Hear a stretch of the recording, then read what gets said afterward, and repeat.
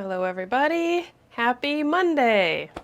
So now we've done meditations on Tuesdays, Sundays, and Mondays. Thank you everybody for your patience and your understanding. Hopefully everybody caught the message yesterday with the video that I put out. And also thank you everybody for the prayers and the well wishes, because it definitely helped. Yesterday my 7-year-old was not feeling well whatsoever. She has pretty severe seasonal environmental allergies, which usually, isn't like we all have, lots of people have allergies to some degree, but she occasionally gets these, we keep it at bay for the most part, but occasionally she gets these episodes where it's like, essentially it looks like she's crying, but she's not. Her face is just red and her eyes are watering constantly and her nose is watering constantly, and for anybody that would be a struggle to deal with, but for somebody who is 7 and you're just learning how to deal with things in general, it's just really, really difficult, really, really a struggle. And my husband was working and she needed me last night. So I thank you all for understanding and for showing up here tonight. To those of you that are able to, I really, really appreciate it. So why don't we get right into it, huh? I will put up the intention. So hopefully you've had a chance to see the intention. If not, here it is for you. Expansion and contraction coexist. Expansion and contraction coexist. So yesterday on the little video, if you saw that when I announced that I'd be doing it tonight instead of yesterday, I had said something along the lines of looking at two different opposing things. Expansion and contraction are opposites. They have opposite meanings and they work oppositely. So I kind of prompted you just to see where you see two opposite things coming together within your lives. It can be expansion and contraction, or it could just be anywhere. So hopefully you were able to kind of think on that a little bit. If not, that's okay too. But here's our intention for this week, and I just want to give you just a moment to sit with that if you have not done so already. Expansion and contraction coexist. Hello everybody in the comments. I see lots of people here, so thank you for being here. Magic Monday, yes, Moon Day. So Sundays are the sun's day, Mondays are the moon's day.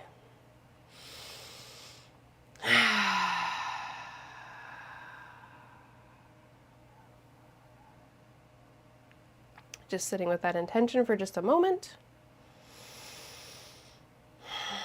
And then we'll get into the astrology. I mentioned on the video yesterday that the biggest aspect that we are going to be talking about is Mercury opposite Jupiter. So that is Sunday into Monday, so you very well could have been feeling it through the weekend into the beginning part of this week. So we have that. We have Sun trining Neptune, which is coming through today, Monday. Pluto finally moves into Aquarius for good this week, and the Sun moves into the sign of Sagittarius, and Venus sextiles Saturn. Really quite a bit going on here. But the biggest aspect that I've been looking at here, especially with the intention, is Mercury opposite Jupiter. I've alluded to this aspect a little bit within the last week or so, just because it's been kind of building since Mercury entered Sagittarius. So Mercury in Sagittarius is in Jupiter's sign, and Jupiter in Gemini, where it has been for a while, is in Mercury's sign. So the two planets are in each other's signs, and they are opposite to each other. So if Mercury is, if Gemini is Mercury's sign, the sign so that we would say that that's its home, or that's the sign that it rules. Then on the opposite end, we would find the place where the planet is depressed, or where it's in a little bit of a difficult position. And really what all that means is that the sign that is opposite to it works in a manner that is contrary to what that planet normally likes to do. So to think about this aspect, we have to kind of think about what it means for a planet to be in the opposite, in a place where it's depressed, a place where it's down a little bit. So when a planet is in its opposite sign, basically it has to kind of work a little bit like the planet that owns it, or that's whose house it is in. So Mercury being ruled by Gemini and by Virgo, very curious, very detail-oriented, wanting to look at all different little pieces and understand them, compartmentalize them, organize them, take things apart, and then put it back together. That is a little bit of a just, a little general about Gemini and Virgo. Jupiter its signs are Sagittarius and Pisces. So these are signs that rather than taking things apart or compartmentalizing or separating and dividing and divvying things up, these are signs that bring things together. So Sagittarius brings together philosophies, thoughts, ideals. It's a fire sign, so there's some optimism, there's some looking forward to things. Pisces, Jupiter's other sign, is that collective, watery, emotional sign. So it brings together all of those collective emotions, all of those collective experiences. It's unifying.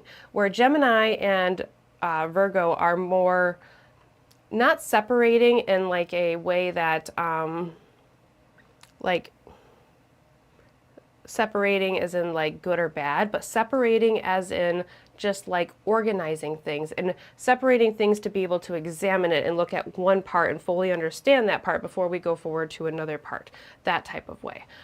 So when you have Mercury in Sagittarius, opposite of Gemini, opposite of its sign, you have the planet that is curious and likes to look at all the little details, and now it's in a place where we bring all the things together and we look at all the things together broadly, okay? Sagittarius is a very broad, looking across the horizon sign. So it's not that Mercury is not able to function when it's in the sign of Sagittarius, but it's not able to function in the way that it normally likes to. This is the same thing with Jupiter in the sign of Gemini. So Mercury, a sign that likes to, or a planet that likes to pull things apart and look at things individually and just look at all of the little details and fully understand it, and then look at something else and fully understand that, ask all the questions, think about Gemini and all the different questions and the curiosity that we have. Now Mercury is in a sign where it's called in a way to look at things broadly in a broad perspective. So we have the planet that likes to pull things apart and look at things individually, looking at things from a broad perspective. On the opposite end, we have Jupiter in the sign of Gemini that normally likes to look at things from a broad perspective, is looking at things individually. Since Jupiter has been in the sign of Gemini this year, there may be different ways where you are seeing bigger details of different things. You may be having broader understandings of certain things by looking at different little pieces of whatever the thing is that you're looking at, probably wherever Gemini is within your chart. So these two planets are just working in ways that they don't typically work. But in that way, it brings in both aspects of these two different aspects together. So Jupiter, the planet the planet of abundance and expansion and broad horizons, is still Jupiter, but it's in Gemini. So now we are looking at these broad pictures, but we're also breaking down all the details. Mercury in Sagittarius, Mercury is quick moving and goes from idea to idea, but we're looking at the broad picture of those ideas. So when you have Mercury opposite Jupiter, when they're in each other's signs, they are both in detriment, but they're in a mutual reception where they're working together. You get this way in which all of these qualities are kind of intermixed. So you get that expansion of Jupiter and you get that contraction of Mercury, and you get them working together in a way that allows you to have an open mind and some curiosity, but expanding your mind while still wanting to understand all of the parts together. It's wanting to create more space somehow by organizing and understanding.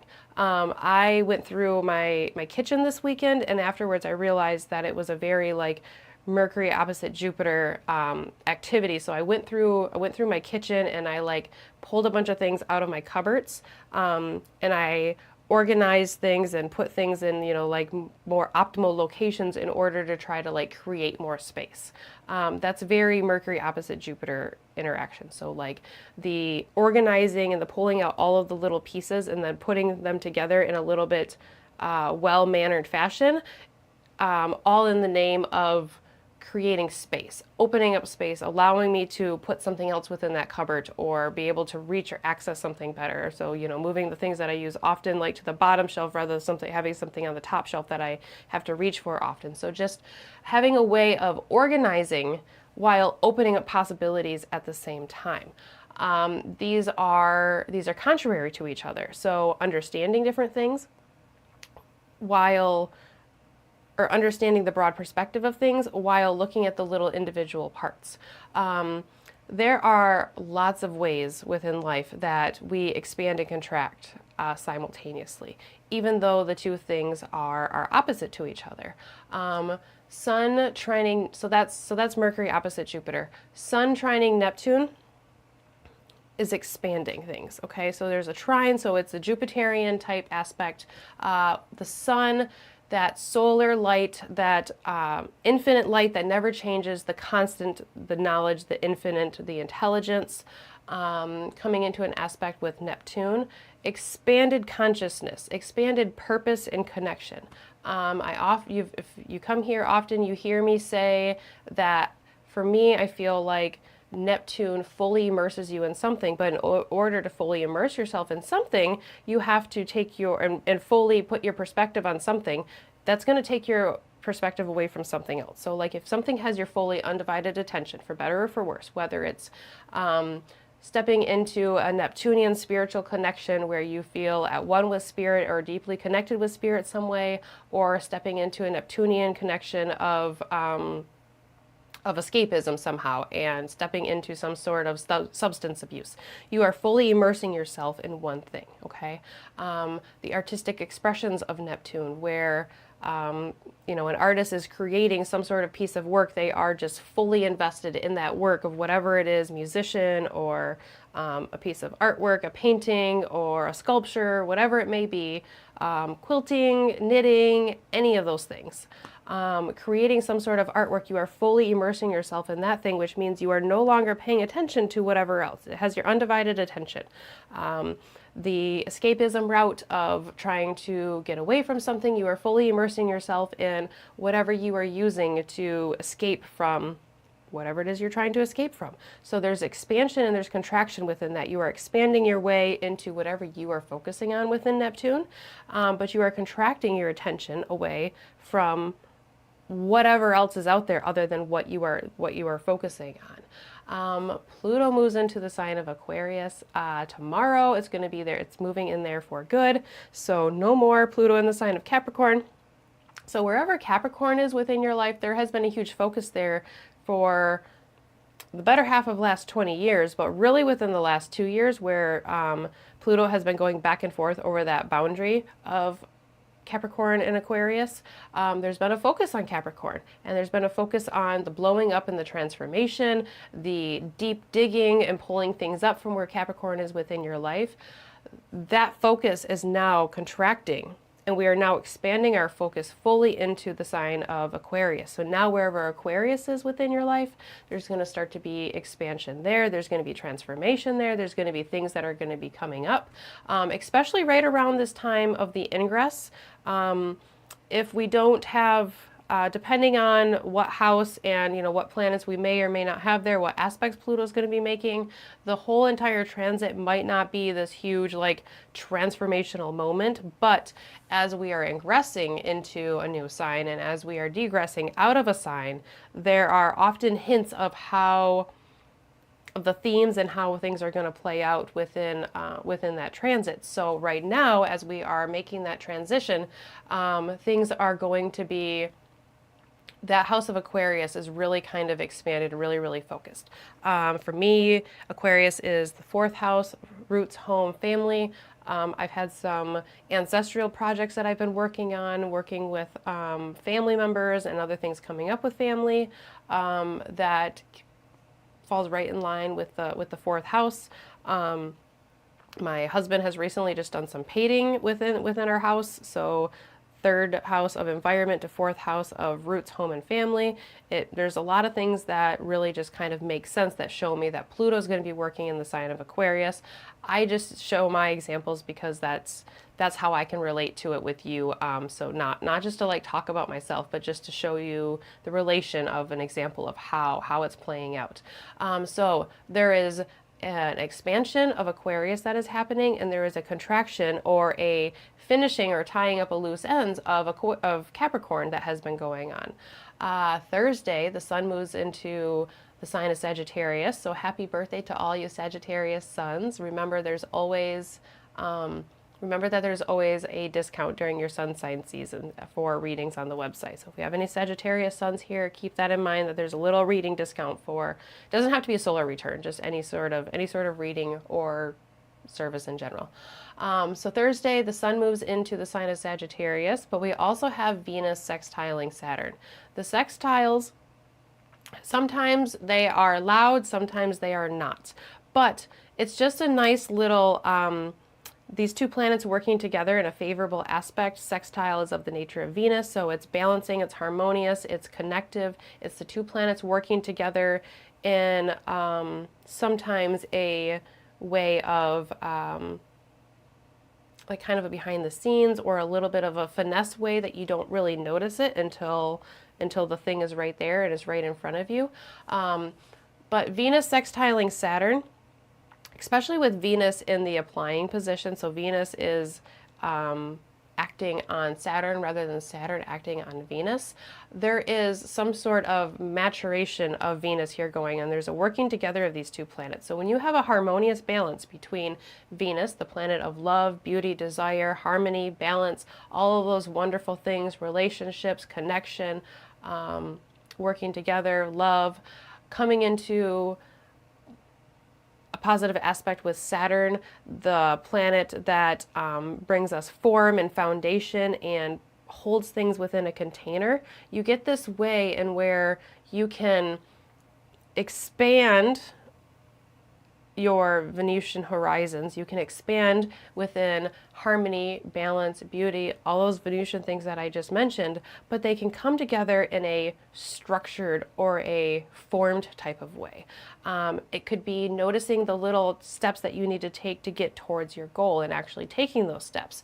It can be noticing that something isn't quite bringing you balance, or it's throwing you off kilter a little bit, and being able to take those steps to work towards something to be a little bit more balanced or a little bit more cohesive. So you have this simultaneous expansion and contraction within this aspect of Venus and Saturn later on this week.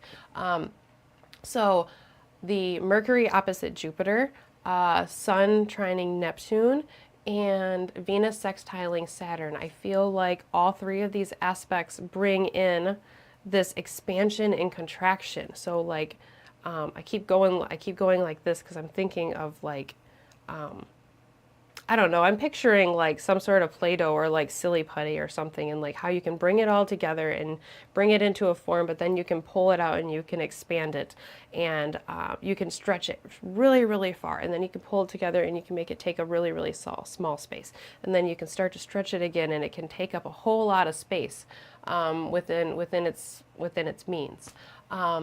So I think this week, expansion and contraction coexisting, and realizing that we can have these different parts working simultaneously, a lot like Mercury opposite Jupiter. So Mercury opposite Jupiter here, bringing this need to, yeah, I'm looking in the comments, pizza dough, exactly, just like how pizza dough, how you could pull it apart and it kind of expands, or you can roll it back up into a little bit of ball, any sort of substance like that.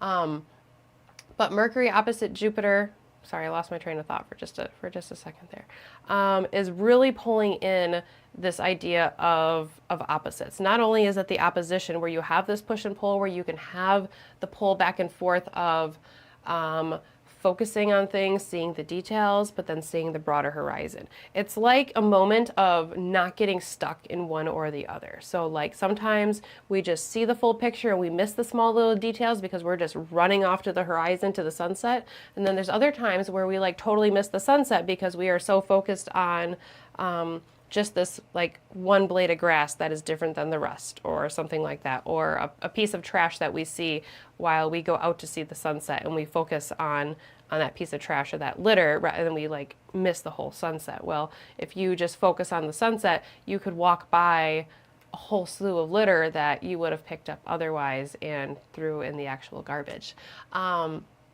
Pluto moving into Aquarius, huge shift and huge expansion into Aquarius while we are contracting away from that change within Capricorn. So, I was starting to think, as I was thinking through all of this, I was thinking about how I wanted to, like, the different ways that we have expansion and contraction with our lives, because we see it all the time. So, first of all, our breath. We're here to meditate, right? So our breath expands and contracts. As we take a deep breath in, we talk about that expansion all the time at the beginning of our meditation. We talk about how the lungs expand, the diaphragm moves down, abdomen distends, navel moves away from the spine. So you have this expansion, but then instantly we change and we switch and we have the contraction. So then we start to release the breath and we have the exhale. The air comes up out of our body, our lungs start to deflate, navel moves back towards the spine, diaphragm moves back up to a normal position, and we have the contraction of the lungs as they empty out. And then just as much as they empty out, they start to expand and right away. Hugs. Hugs are a method of expansion and contraction. So when we go to hug somebody, what is the very first thing that we, let's get this out. What is the very first thing we do when we go to hug somebody? We open up our arms for an embrace, right? Like, come give me a hug. So we open our arms, and then as that person comes to us, we close our arms. So then now we close our arms and we contract our arms around that person. We might be expanding our energy in with that person, but first we are expanding our arms out and then we contract our arms in. Anytime that we react to any sort of external stimuli, for better or for worse, we are expanding first outward while we recognize that stimuli, whatever it is, but then we have some sort of response to it. That is bringing the external stimuli and bringing it within and contracting it into your own being. So whether it's you smell pizza cooking and you start to get a good feeling because you really like the smell of pizza, and you feel it, all of a sudden your stomach is rumbling and you're hungry. So that's something, your mind and your thoughts, your senses expand out for you to recognize that pizza, but then you bring that reaction in and you have this visceral response within your own body. It can happen when you see something that, has the opposite effect. So maybe you see something that is very, very distasteful, or a food that you don't like, and all of a sudden your stomach is no longer hungry. It starts to turn a little bit, or you see some sort of scene that isn't exactly pleasing. The spiritual practice. The spiritual practice is huge about expansion and contraction from my perspective, because a lot of our spiritual practices are, yes, expanding outward and connecting with more than just ourselves, but all of that starts from within here. So there's this simultaneous expansion and contraction that has to happen for within any sort of spiritual practice or spiritual relation that we may have. And the life cycle, the birthing process, these are processes of expansion and contraction. The life cycle, so first we are born and life grows and we get bigger, we get stronger, but then just as quickly as our bodies start to grow, they start to deteriorate just a very little bit. Gravity starts to push down on us a little bit. It compresses our spines. We might feel a little bit shorter. Maybe maybe our joints and our bones and our organs don't work quite so much. I have a good representation of that here behind me with the plant and my little skeleton guys that I have. So it's like life and death. We have the expansion of life, but we also have the contraction of life within the physical life. This is not talking about the soul's life and journey. This is just talking about the physical body. But there is so many different ways that we see expansion and contraction within our lives that many, I'm sure you are probably thinking of other ways that we expand and contract too. Any sort of like problem solving or working through things, first you expand your mind. First of all, this problem solving is very Mercury, Jupiter that I'm talking about here. But when there's some sort of, in a true problem solving, from my perspective, how I see this, we first expand our mind and we take in the whole, like the whole scenario, whatever the situation is at hand, okay? And then we notice what is and what isn't working within the broader perspective, and then we look at it and we pull apart little parts to problem solve and to see what we need to critique and what we need to fix. Yeah, there's things that constantly come in and out. The law of gravity, the law of contraction, what goes up must come down. What we put out into the world comes back to us. So there's this constant expansion and contraction that is happening from our very breath within our body to how we react to the environment around us, to the different natural laws that are just innate around us, and the different processes that are innate around us. As a baby is born, you know, there is a definite process of expansion and contraction that happens as the body dilates, and as there are contractions that simultaneously open the body as well as push that baby out. So there's this contraction that happens while there's an expansion at the same time. The hug is one of my favorite ones that I kind of thought about. I was like, that is really, really cool. The sun and the moon. The sun and the moon are always in a constant relationship of expansion and contraction. So the light of the moon think about the lunar cycle, starting from the new moon, where we have the moon is dark. It is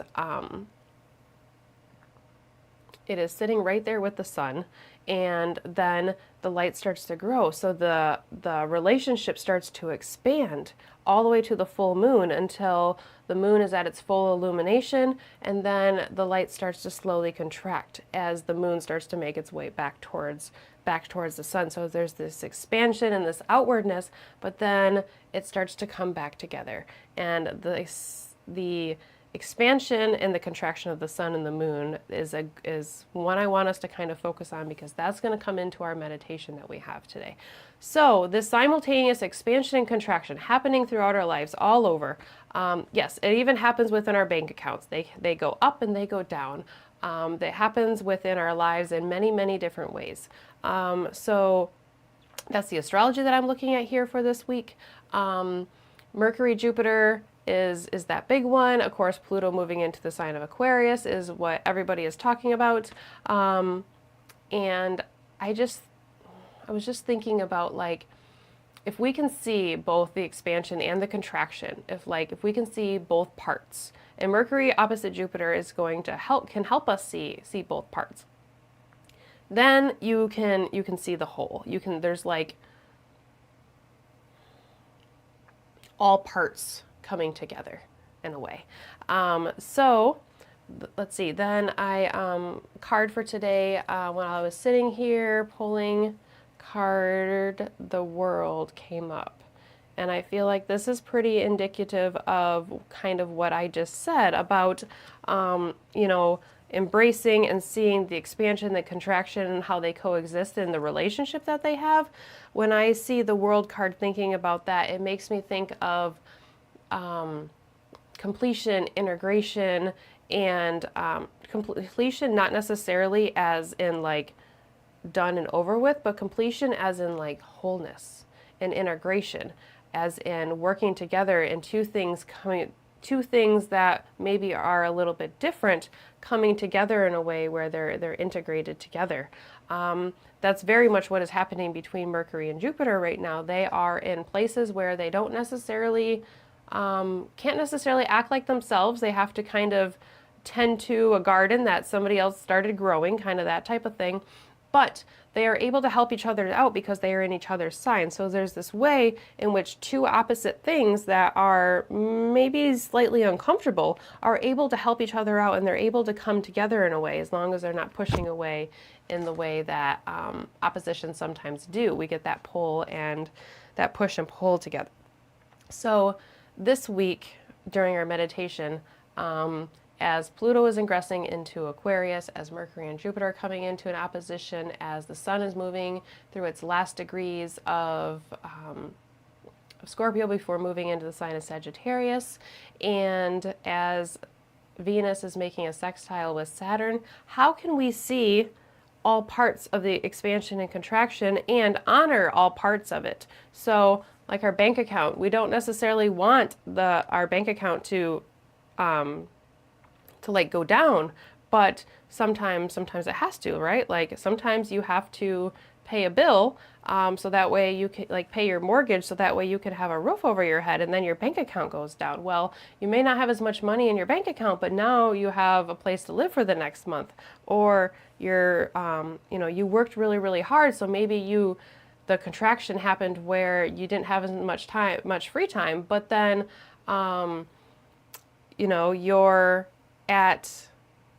then your bank account goes up. So now you have money to do, I don't know, whatever it is that you have to do with the money. You have the money to pay for your mortgage. Yeah, like at a friend's house borrowing a toothbrush. So it's like a little bit uncomfortable, but at least you still get to brush your teeth, that type of thing, right? Or like you're at your friend's house and they make a meal that isn't necessarily your favorite, but you still get to eat and you're still full. And then maybe once you try it, you realize that you kind of like it. So kind of something like that. I like the examples that you guys are coming up with here. So there's all these different ways that expansion and contraction coexist. And the word coexist, things coming together, things of difference coming together. Coexisting to me doesn't necessarily mean that the two things are naturally cohesive. It's two things learning how to work together. And how much could the world use that right now? It could use it a whole hell of a lot. Yeah, so that's what I have as far as the astrology and everything else that we have going on for this week. We will get ready to move towards our meditation here. I do not have anything right here next to me to light the candle, so I moved it to another candle location. So I'm going to grab something really quick. So I'm gonna get up and grab a lighter for the candle here, because I don't want to not have our candles. So I'm just gonna move here a minute.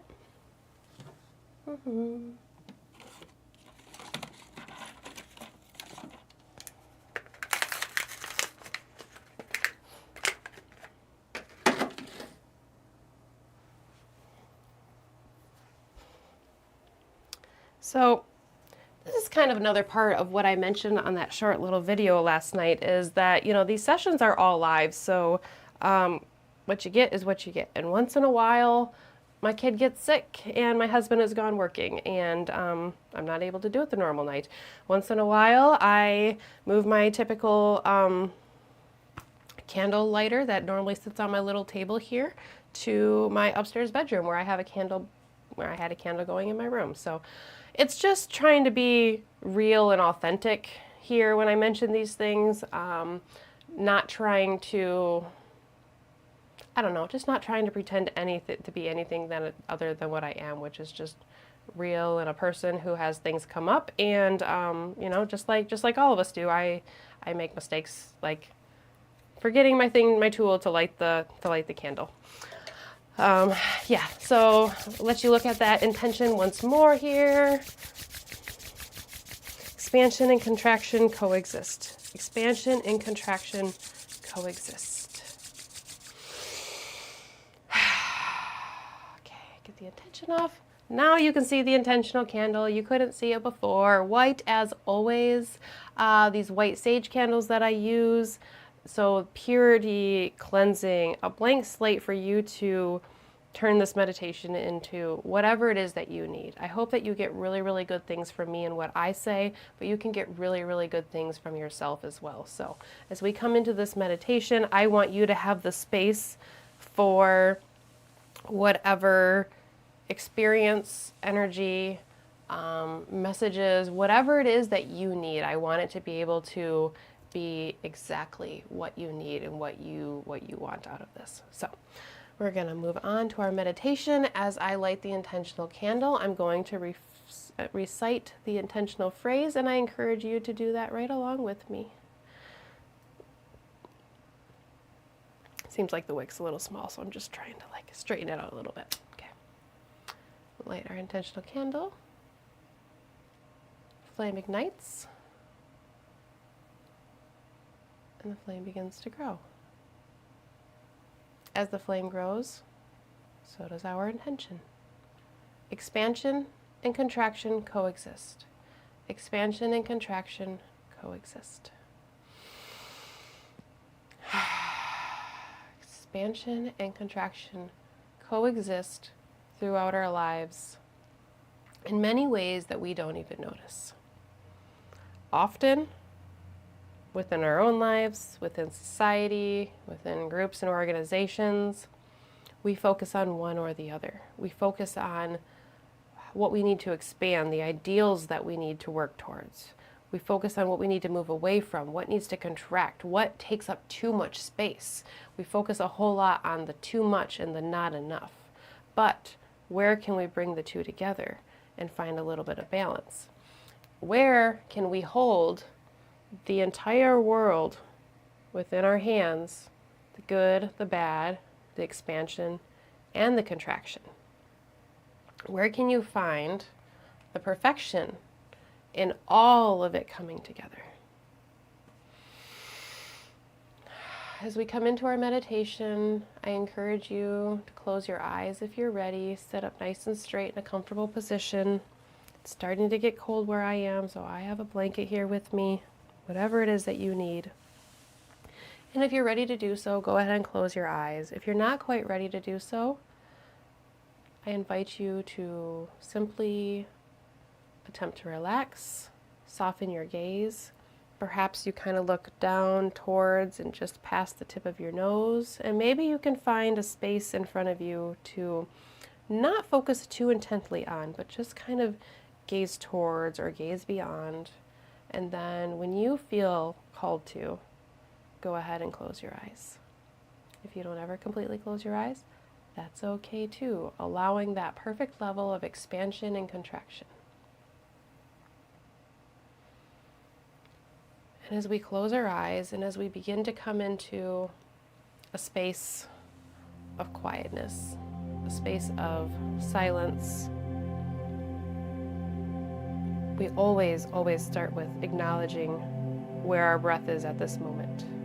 So before changing anything within your body, before altering your breath, before changing the inhale and the exhale, take a moment to just notice your breath and notice how it feels.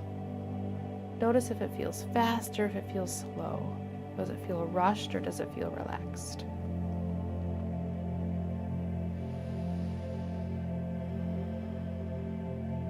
Does it feel fulfilling or does it feel lacking? Not judging, not changing, just recognizing and observing.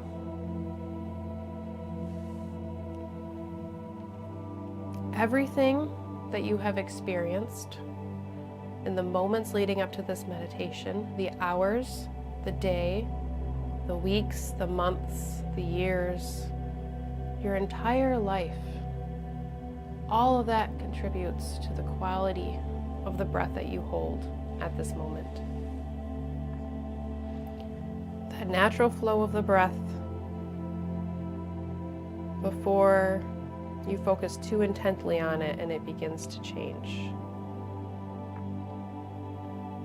Wherever your breath is at this moment, no matter how expanded or contracted it feels, that breath and that experience you're feeling right now is valid.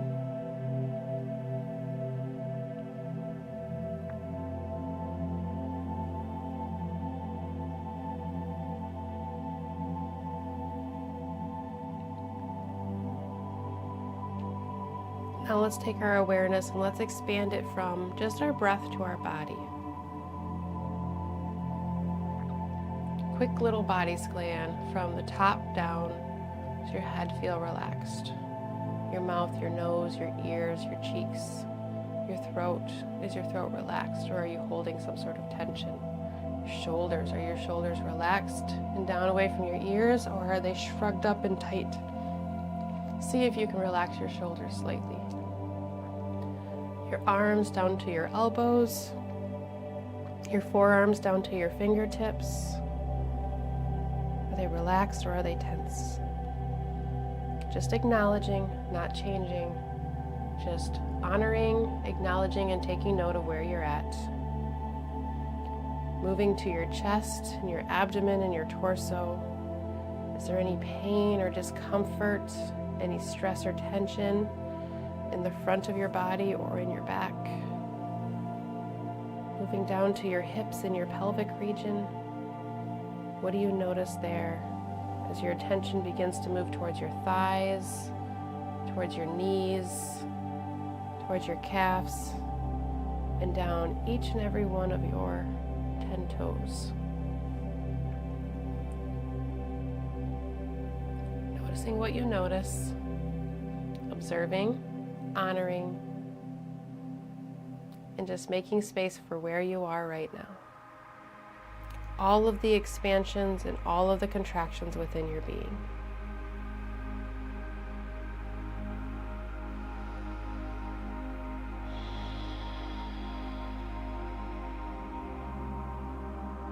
Now that we've taken a moment to recognize and honor where we are at, we start to deepen the breath.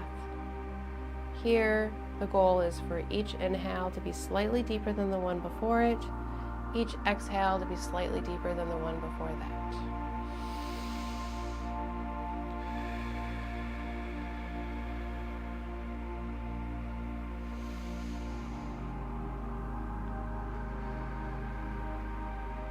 The basic expansion and contraction that happens within our body constantly.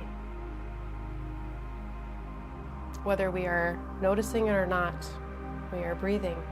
When we are awake, when we are asleep, when we are driving, when we are exercising, when we are working, when we are playing. Your body is breathing.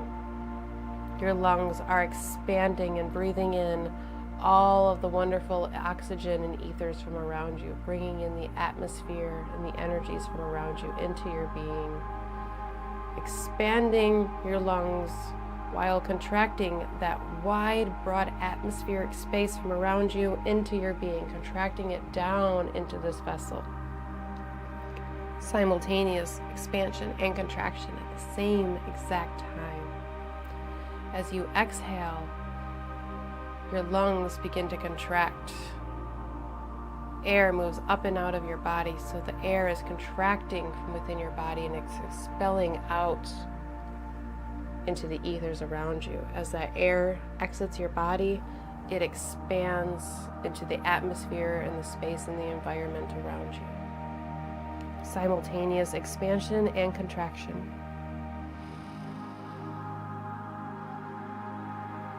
Each time you breathe in, there is an expansion, there is a contraction. Each time you breathe out, there is an expansion and there is a contraction. Continuing this process of breathing in and out, noticing what expands and what contracts within your own being, within your own mind, and within your own energy while you do so.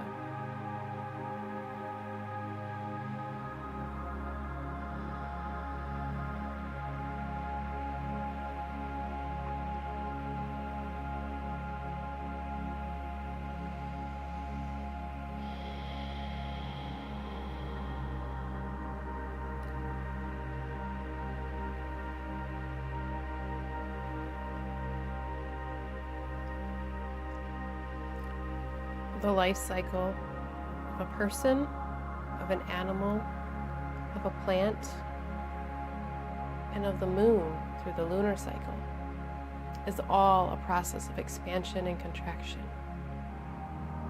From the seeding moment, a new life is birthed. In any one of those processes, a new process is started at the seeding moment, and then expansion begins. As a baby is born, it instantly begins to grow. As the moon comes into the new moon phase and then starts to move away from the sun, the light and luminosity instantly starts to grow. As a plant comes up from the ground, that seedling begins to grow into a beautiful plant That little baby begins to crawl, begins to move, begins to experience, it begins to walk, grows into a beautiful human. That moon grows and blossoms into the beautiful full moon that we can see its light so brightly. Expansion. Opening our arms for a lovely hug expands our energy, welcomes other energy in. Can I have a hug? Arms wide open. Can I feel the love and the experience and the power of the moon completely lit? Can you see the expansion of life through a human, through a plant?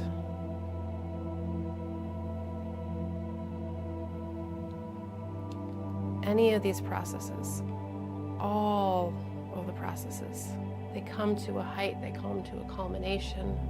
The full moon, big, bright, and beautiful. A person fully grown, capable, participating in society, giving their talents and their abilities to the world. A plant blooming and fruiting to support others through food or medicinal purposes, or just to be a beauty in the world. Just as quickly as these things come into full bloom, into full capabilities,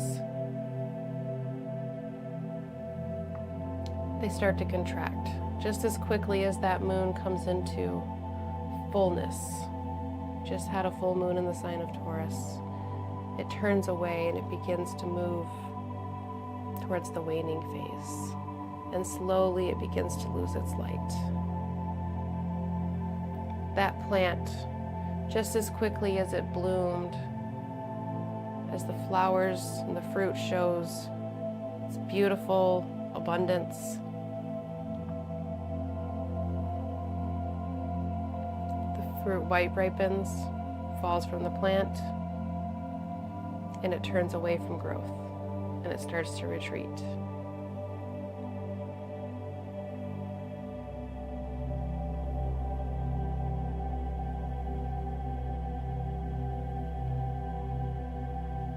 The human life, we grow, we expand, we come into our full potential, and then at some point, the energy slowly starts to shift and things start to turn away from our physical body.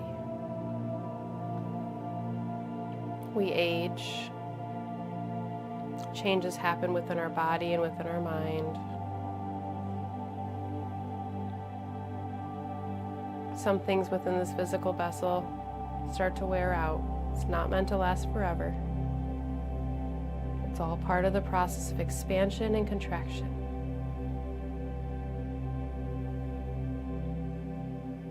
Birth, new life, a baby coming into this world is just as important as an elderly person passing on. And that elderly person who has lived a full, prosperous life, whose body is now starting to turn away and starting to fall away, is just as important of a process as that newborn baby that is born, ready to explore the world. That waxing moon is just as important as the waning moon.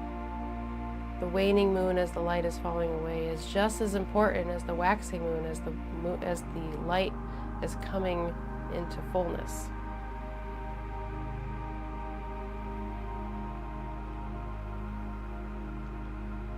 We need seedlings of plants just as much as we need plants bearing full fruit. And as plants start to turn away, they start to decompose, they become part of the dirt. Just as important as that seedling that's going to turn into a fully blossoming plant. Expansion and contraction.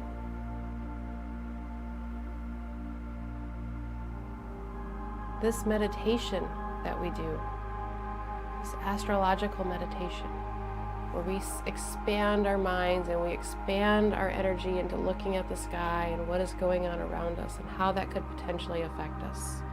And then we come into a place of meditation where we bring it within us. We contract all of that universal energy and the symbols and the signs and the messages. And we bring that into our being. And we contemplate how that's playing out within our own personal lives. What could it be guiding us towards?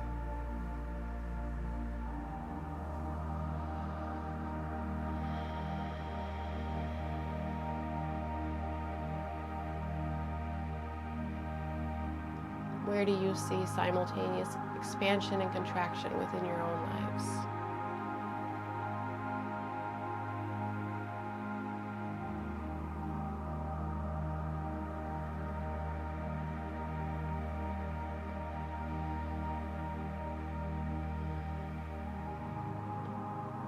I see expansion and contraction every day through the lives of watching my children grow. As they grow and expand into new interests, new knowledge, new hobbies, new experiences, they start to contract and turn away from previous habits, previous experiences, previous ways of thinking, previous ways of processing, moving forward towards the next phase and the next step.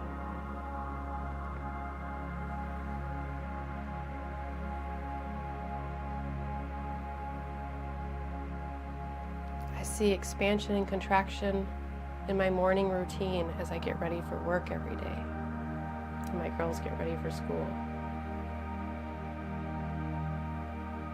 We expand into the outward world while contracting, not forgetting, but contracting our personal relationships that we have in the small little hut of energy that we have within our own sphere, within our own home, within our own domain. And then at the end of the day, we expand into our own space, we expand into our home, where we come together and we contract away from the outside world. Simultaneous expansion and contraction.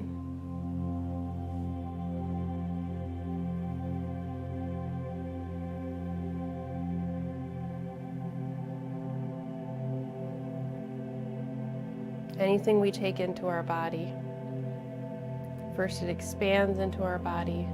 What we eat, what we drink, any sort of substances, expanding those particles into our own being as we take them in and ingest them, eating and drinking, filling our abdomen, filling our stomach, whatever the contents is. But then our digestive system moves that along, and it's eventually excreted. Expansion and contraction. It's everywhere.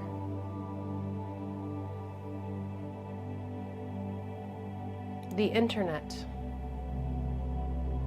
that we all use every single day. We're using it right now during this meditation. Is a process of expanding and contracting all at the same time. We contract our physical environment into a small space, some sort of screen, whether it's a computer or a laptop or a phone or a tablet or a TV screen. But within that contraction of physical space, we are able to expand into so many more connections.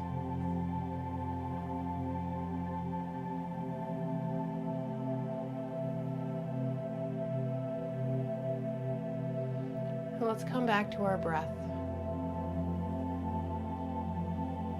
The original expansion and contraction on our list. And come back to that space of feeling the air entering your lungs, feeling the changes that happen within your body as that happens.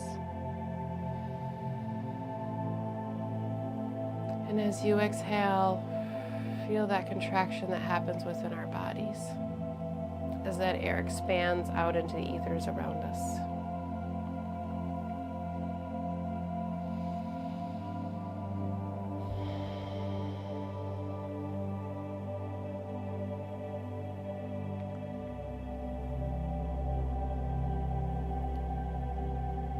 When we see or experience something that we see fit, or something that makes us feel good, something we find gratifying, we expand into that. When we see, feel, or experience something that is contrary to what we desire, we contract away from it. We label it good or bad, positive or negative. Expanding and contracting.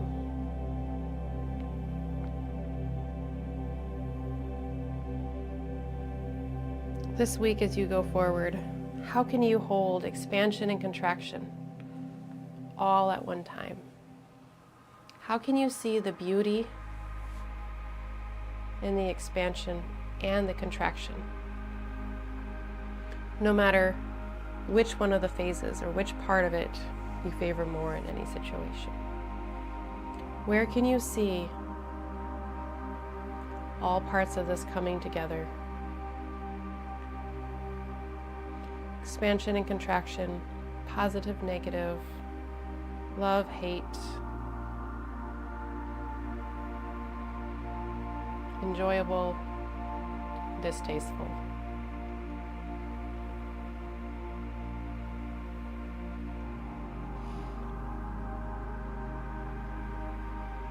Introvert, extrovert,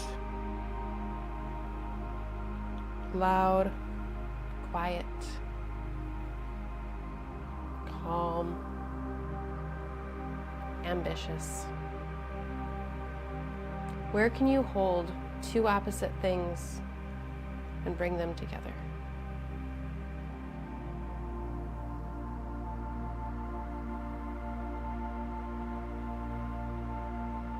As Pluto moves into the sign of Aquarius, where it will be for the next 2 decades,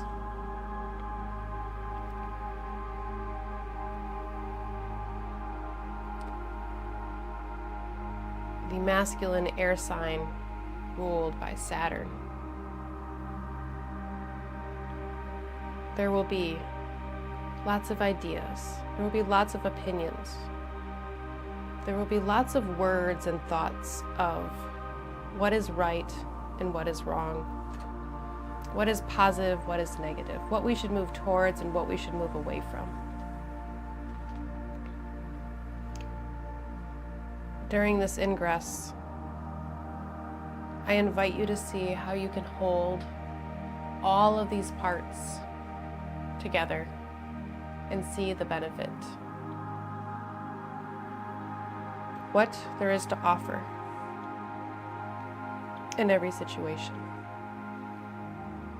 The good situations and the not so good situations. The acts of love and the acts of war. There is something to learn from every one of them. Not justifying any act or any situation here, but just observing and holding those opposites in a way that we can see the whole picture while noticing the small details. The way that we can expand into a more harmonious, balanced expression while still holding that within a formable container and not rolling off the deep end of our heart's desires, overindulging.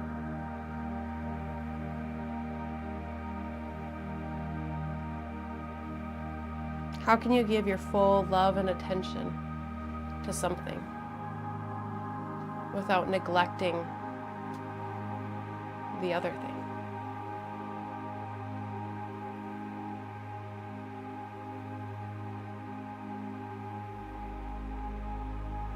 And as we come back to our breath, that original expansion and contraction that we talked about, we take one last nice deep breath in together.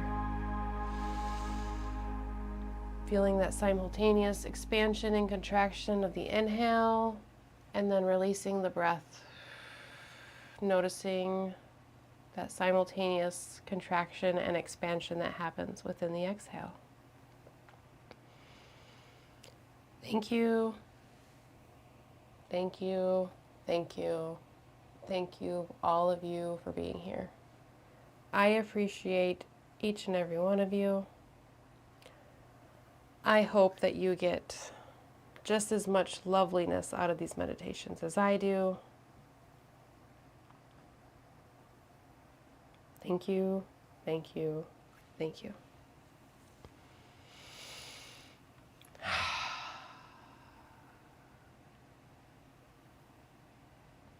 This week, I encourage you to see where you see the expansion, the contraction happening within your own lives. So just going from day to day, just see what comes up, what you notice, and just see how it fits within the intention. I will see you all next Sunday. We will be here Sunday as usual. You can look Saturday for the new intention. You can look on our Instagram page, our Facebook page, or the website Meditative Astrology. Happy early birthday to all of you Sagittarius suns as the sun moves its way into the sign of Sagittarius.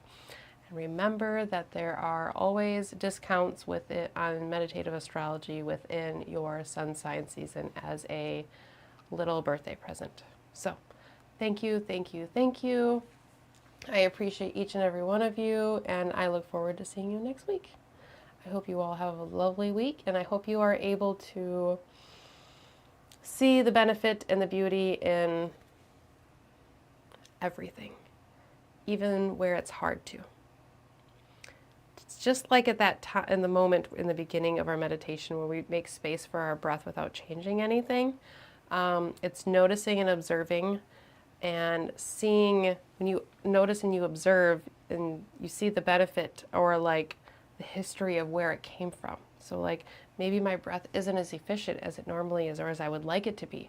But, you know, maybe, I don't know, maybe something happened earlier in the day. Maybe you locked your keys in the car and then you were late for work, and then something else and something else and something else. Totally valid. Now you have an appreciation for that shallowness of your breath, for that rushness of your breath. And then you have a place to start working with it. Expansion and contraction. Noticing all parts. So, again, thank you. I appreciate all of you, and I look forward to seeing you next week. Have a great week, and I will see you then. Bye, everybody. Thank you, thank you, thank you, thank you.